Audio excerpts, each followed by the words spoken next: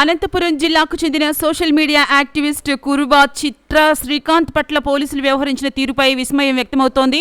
3 రోజుల క్రితం పోలీసులు అనధికారికంగా అరెస్టు చేసి ఆయన్ని ఎక్కడ ఉంచారో తెలియకపోవడంతో కుటుంబ సభ్యులు ఆందోళనతో హైకోర్టులో హేబియస్ కార్పస్ పిటిషన్ దాఖలు చేశారు. ఈ నేపథ్యంలో పోలీసులు తప్పనిసరి పరిస్థితుల్లో అరెస్టు చూపించారు. ఈ వ్యవహారం రాష్ట్ర వ్యాప్తంగా చర్చనీయాంశమైంది. మడకశిర ఎమ్మెల్యే ఎంఎస్ రాజుపై ఇటీవల శ్రీకాంత్ చేసిన వ్యాఖ్యల నేపథ్యంలో ఆయన్ని అరెస్టు చేసినట్లు తెలుస్తోంది. తన కుమారుణ్ణి వెంటనే కోర్టులో హాజరుపరచాలని, లేదంటే పోలీస్ స్టేషన్ ఎదుటి ఆత్మహత్య చేసుకుంటానంటూ హెచ్చరించారు.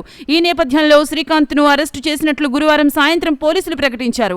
అనంతరం రూరల్ పోలీస్ స్టేషన్ కు వచ్చిన తల్లి రాజేశ్వరితో సంతకాలు తీసుకున్న అనంతరం పోలీసులు శ్రీకాంత్ సింగనమల పోలీస్ స్టేషన్ లో ఉన్నట్లు చెప్పారు. తర్వాత శ్రీకాంత్ ను ఆసుపత్రి నుంచి అనంతపురం రూరల్ పోలీస్ స్టేషన్ కు తీసుకెళ్లిన పోలీసులు గురువారం రాత్రి 9:30 సమయంలో న్యాయాధికారి ఎదుట హాజరుపరిచారు. ఈ సందర్భంగా 3 రోజుల పాటు తనను చిత్రహింసలకు గురి చేశారని శ్రీకాంత్ న్యాయమూర్తి ఎదుట వాపోయారు. ఆయనకు వెంటనే బెయిల్ మంజూరు చేయడంతో కోర్టు ఆదేశాలను సైతం పక్కన పెట్టి మరో కేసులో అరెస్టు చేయాలని పోలీసులు ప్రయత్నాలు చేసినట్లు శ్రీకాంత్ ఆరోపించారు. 3 రోజుల పాటు నన్ను దుస్తులు లేకుండా చేసి ముసుగు వేసి చిత్రహింసలకు గురి చేశారన్నారు. నువ్వు ఎంఎస్ రాజుని మాట్లాడతావా అంటూ దుర్భాషలాడుతూ కాళ్లతో తంతూ మాటలతో చిత్రహింసలు చేశారన్నారు. తాను కేవలం రాప్తాడు మాజీ ఎమ్మెల్యే ప్రకాష్ రెడ్డి గురించి అసత్య ఆరోపణలు చేశారని మాత్రమే మాట్లాడానని, తనతో ప్రకాష్ రెడ్డి పేరు చెప్పించాలని పోలీసులు చాలా ప్రయత్నాలు చేశారన్నారు. తనను చిత్రహింసలకు గురి చేసిన విషయాన్ని న్యాయమూర్తి వద్ద చెబితే మరో కేసులో అరెస్టు చేస్తామని హెచ్చరిస్తున్నారన్నారు. ఎంఎస్ రాజు నుంచి తనకు ప్రాణహాని ఉందని, తనకేదైనా జరిగితే ఎంఎస్ రాజునే కారణమని శ్రీకాంత్ అన్నారు. నా పేరు Pata Srikanth, YSRCP social media state joint secretary.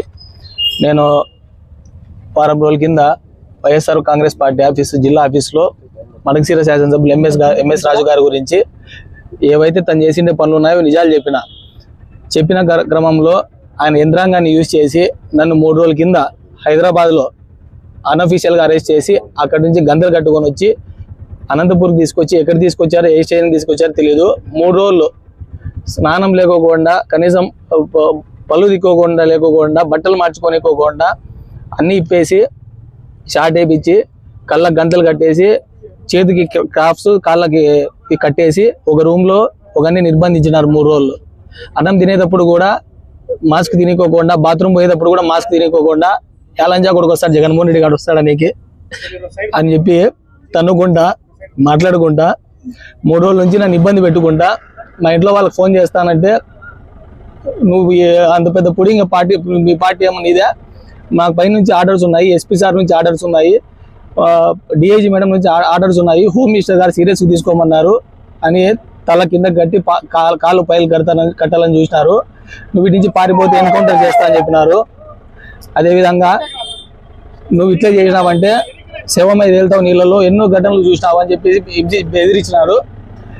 ఎవరు కొడుతున్నారో తెలియదు, ఎవరు చేస్తున్నారో తెలియదు, కళ్ళకు మాత్రం గంతులు 24/7 3 రోజులు నిర్బంధించినారు. ఈరోజు సాయంత్రము మరి ఏం జరిగిందేమో నాకు తెలియదు, కానీ సడన్ గా నన్ను కొట్టి కోర్టుకు తీసుకొని వచ్చారనమాట. కోర్టుకు తీసుకొచ్చేటప్పుడు కూడా నేను కొట్టినాము అని చెప్తే మాత్రము మళ్ళీ నీ మీద ఎన్నో కేసులు పెడతాము, ఈ 2 ఏళ్ళు నేను వదిలిపెట్టేది ఉండదు, 175 స్టేషన్లను కేసులు పెట్టమని ఎంఎస్ రాజు గారు చెప్పినారని చెప్పేసి చెప్తున్నారు. ఆయన తలుచుకుంటే నేను టిప్పర్తో గుద్దేస్తాడు అని చెప్పి చెప్తున్నాడు. ఎంఎస్ రాజు గారి నుంచి నాకు ప్రాణహాని ఉంది. ఆయన కూడా నా స్థాయి నుంచే వచ్చినోడు.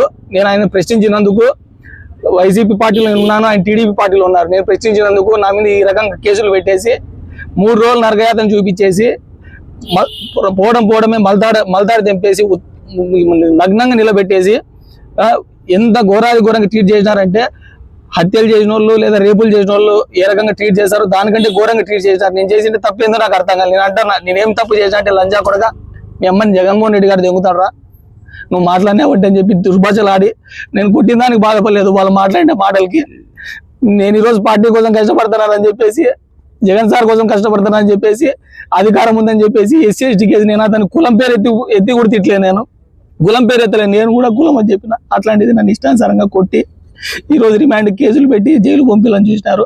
నాకు ఎంఎస్ రాజు గారి నుంచి ప్రాణహాని ఉంది. సాయంత్రం ఇక్కడికి వచ్చేటప్పుడు కూడా మెడికల్ కోర్టు దగ్గరకు వచ్చేటప్పుడు, తర్వాత హాస్పిటల్కి వచ్చేటప్పుడు కూడా వాళ్ళ మనుషులంతా కూడా ఫాలో అయ్యేసి ఆ వీడియోలు కూడా ఉన్నాయి, సీసీ ఫుటేజ్ చూస్తే వస్తాయి.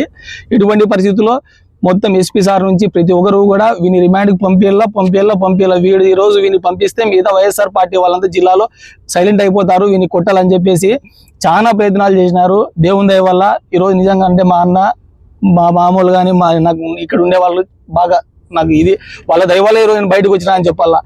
ఇందాక కోర్టు దగ్గర కూడా నీచంగా బయటకు వచ్చిన తర్వాత నీకు అది చెప్తామని ఇప్పుడు కూడా కనీసం జడ్జి మేడం ఇచ్చిండే ఆర్డర్ని కూడా ధిక్కరించి ఎక్కించుకొని పోయి మళ్ళా కూడా పెట్టాలని చూస్తున్నారు. ఇంకా నా మీద ఎన్ని కేసులు పెడతారు నాకు అర్థం కాలే.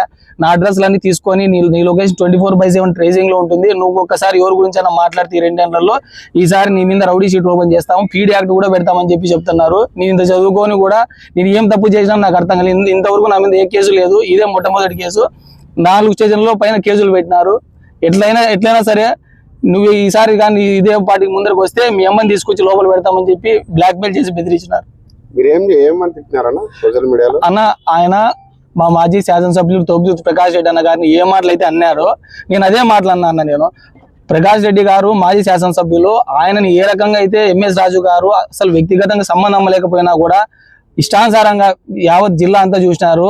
కొడగాని సంభాషించి చెప్పుతో కొడతాను ఇంటికి వచ్చి కానీ అంటే నేను ఎస్సీ అయితే ఏందైతే అది చెల్లుతుందని చెప్పేసి నేను దొమ్మ పొగుడుతూ మాదికి దొమ్మ పొగుడుతూ ఉన్నాను. అవసరమైతే దున్నపోతున్న అడిగినట్టు నరుగుతా అనే మాటలు మాట్లాడినాడు. కానీ నేను అట్లా మాటలు మాట్లాడలే. ఏదైతే ప్రకాష్ రెడ్డి గారిని మాజీ ఎమ్మెల్యే గారిని మాట్లాడినాడో as a YSRCP social media state joint secretary గా నాకు రైట్స్ ఉన్నాయన్నమాట.